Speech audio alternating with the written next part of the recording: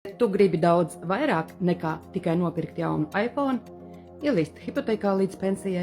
Ja tu jūti sevī spēku sasniegt grandiozus rezultātus, tad varbūt ir vērts pārstāt virzīties pēc svešām norādēm un sākt atbalstīt savu mērķi.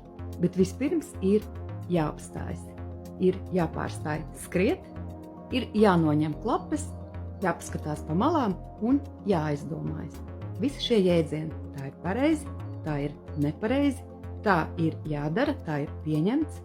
Tie nav tikai vienkārši vārdi, pēc kuriem vadās pūlis. Vairums cilvēku tā ir vienkārši mierīgāk dzīvot. Viņam nevajag domāt, viņa vietā jau viss ir izdomāts, viņam pastāstīja, ka tā vajag. Un vispārsteidzošākais ir tas, ka vairums cilvēku pat galvā neienāk doma to apšaubīt. It kā nekā cita apkārt nav, izņemot pūļa kopumu no punkta A punktā B.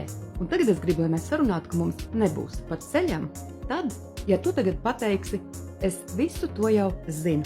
Un tu vari teikt, ka tev nav nekādas klapes, bet kas ir klapes? Klapes patiesībā ir ierobežojošs uzskats, kas katra cilvēka galvā ir pietiekošā daudzumā. Ja tu pāanalizēsi savas domas, tad tu noteikti atradīsi, ka tajās atrodas pietiekoši daudz baiļu, kuras tev ir nodiktējis sociums, vai paši tuvākie cilvēki, tavi vecāki.